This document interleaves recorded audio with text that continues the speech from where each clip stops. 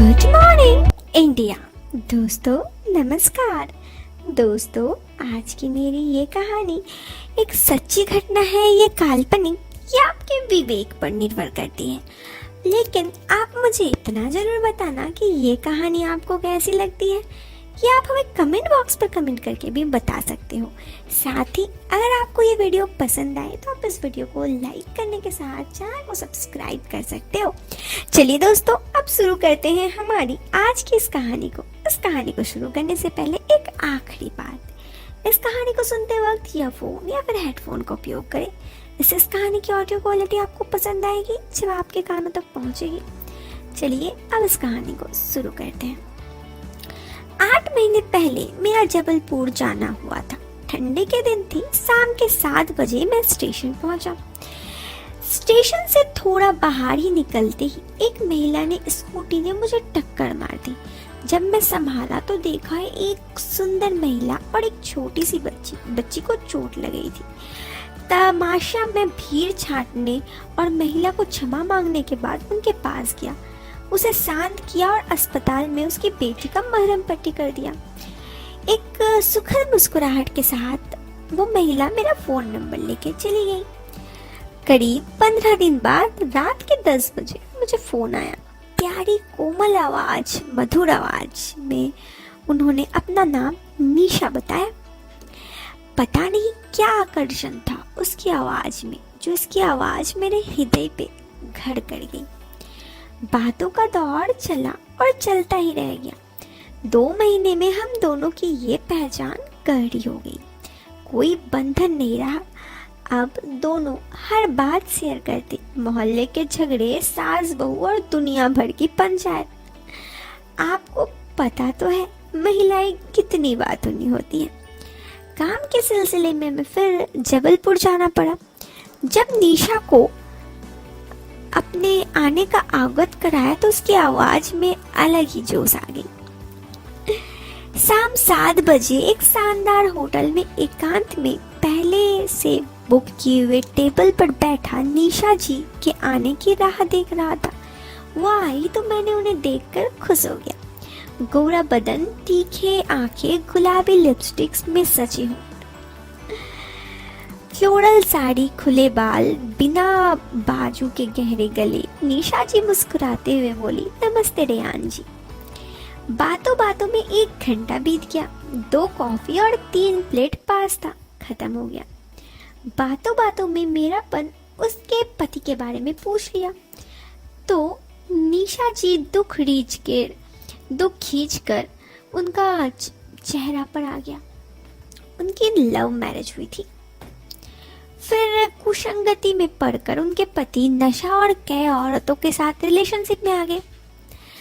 हालांकि पैसों की कोई कमी नहीं थी, किंतु एक महिला को पैसों से ज्यादा प्यार और सम्मान की दरकार होती है।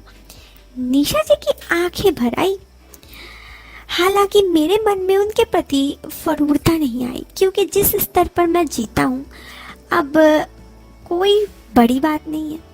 मैं निशा जी को कूल करने के लिए करीब आया। उनके कंधे पर हाथ रखा तो वो खड़ी हो गई। कुछ क्षण देखने के बाद निशा जी ने मुझसे पकड़कर फूट फूट कर रोने लगी। रेयान, मुझे यहाँ से दूर ले चलो, अब नहीं सह सकता मुझसे। मुझे यहाँ दूर, बेटी के कारण मर भी नहीं सकती। अपने दुखी दिल का सारा गुब्बारा निशा जी ने खोल दिया। एक स्त्री की विशिष्टता देख मेरा मन भी भर आया। मैंने उनको अपने सीने में छुपा लिया। करीब 5 मिनट बाद हम अलग हुए। मैंने देखा एक सुकून थी निशा जी के मुखड़े पर। उन्हें देर हो रही थी, शायद उनकी घर भी जाना था। लेकिन करीब 5 मिनट बाद निशा जी चली गई। लेकिन नारी विश्वासता की तूफान मेरे दिल में जारी रहा। अगले दिन क्लाइंट मीटिंग के बाद बीच में ही छोड़ मैं निशा जी से मिलने के लिए होटल में बहुत व्याकुल था। तो मैं क्लाइंट मीटिंग बीच में छोड़ सीधा होटल आ गया। निशा जी का कॉल आया, मिलने के बोला उन्होंने। परेशान होते हुए मैं मना नहीं कर पाया। शाम के 3:45 पर निशा जी मेरे रूम में आई। आज अलग ही रूप में थी। उनकी आज जीन्स और टॉप पहनी हुई थी। एकदम दृष्टि थम सी गई। मैं एक अविवाहित लड़का हूँ। हालांकि मैं लाइफ में और भी लड़कियों के साथ रिलेशनशिप में रहा हूँ, लेकिन अभी मैं सिंगल था। 5 फीट 11 इंच गहराई में कद है। मैं बहुत खूबसूरत तो वैसे दिखता हूँ, और निशा जी शायद यही उन्हें पसंद था। खूबसूरत रूप, धीमी रोशनी, संगीत और निशा जी। सुकून था दिल में। मुस्कुरा के निशा जी मुझसे कही। इस बार रोने की जगह चेहरे पर मुस्कान थी। वो धीरे धीरे मेरे पीठ सहला रही थी। मैं उनके बालों से खेल रहा था। 10 मिनट के बाद निशा जी के अप्रत्याशित फल मुस्कुराते हुए मुझसे कही कि सच कहूँ, तुम्हें देखकर मैं शून्य हो गई। मुझे ऐसा लगा कि मैं फिर से अपने उस जीवन में पहुंच गई जहां मुझे पहली बार मेरे पति मिले थे। कुछ देर बाद निशा जी फिर बोले, तुम बहुत अच्छे हो।